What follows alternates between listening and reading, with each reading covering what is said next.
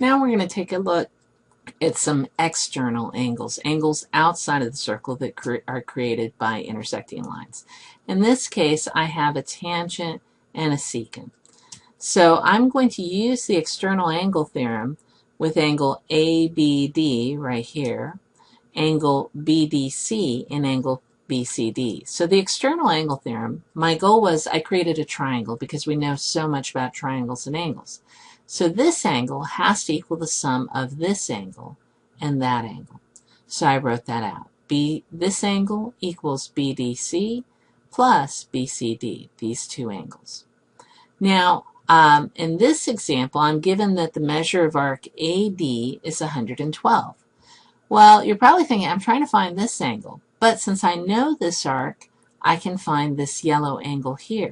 So I just take ABD, divide it by 2, the arc measure, and that gives me the measure of the angle, which is 56 degrees.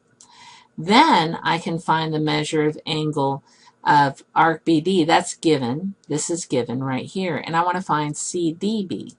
Well, that's this angle right here. And that looks a lot like the angles we just did on the previous page. We found out that the measure of this angle, when you have a tangent and a secant, that you get just half of that intercepted arc. Since it's 92 degrees, we divide that by 2, and I get 46 degrees. Now I can actually substitute back in here, and I get 56 equals the measure of angle BCD, this is the one I'm looking for, plus 46. Subtract 46 from both sides, and I get 10 degrees. Now let's go ahead and see if this works in general cases. Now we'll look at some different cases where we have a secant and a tangent creating the angle. So you can see as I move this point, it helps if I move this a little bit closer. I'm going to move this tangent in. Arc BD in this case is 166. This is 80.58.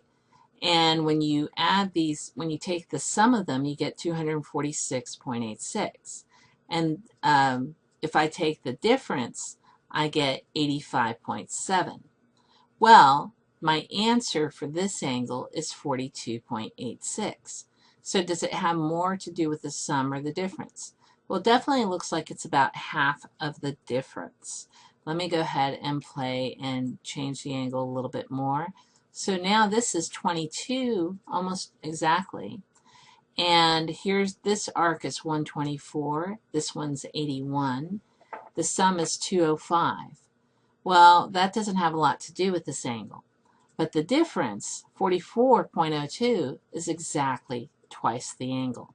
So if we take the difference of the outside arc minus the inside arc and divide by 2, then that gives us this angle here. This will also work for two secants. So if this was not tangent and I move this point over here, that would also obey the same rule. The outside arc minus the inside arc divided by 2. And we use the difference when the angle's outside of the circle. So what relationship did you see? You should have seen that the measure of the external angle created by secants and or tangents is half of the difference of the intercepted arcs. So this is like what we were working with, and I could have actually pulled the line all the way to the top so you could have seen that it was closer to a tangent like this one. But in every case, it's this outside arc minus the inside arc, and you divide by 2. So that's our formula. So we'll just quickly find x and y. Same thing. It's going to be the outside arc minus the inside arc divided by 2, which in this case will be 26 degrees. And for this one, because I don't know this arc, I can still find it because I know all the way around the circle is 360 degrees. So I'm just calling arc A plus 124 is 360. Solving, I get 236 degrees for the outside arc. So it's the outside arc minus the inside arc divided by 2, or 112 over 2, or 56 degrees for this angle. So reflecting, where's the vertex of the angle? That's do you need to keep track if it's inside the circle, on the circle, or outside of the circle? When it was outside, we used the difference. When it was on, it was half, and when it was in, it was equal to the angle, usually in being the center.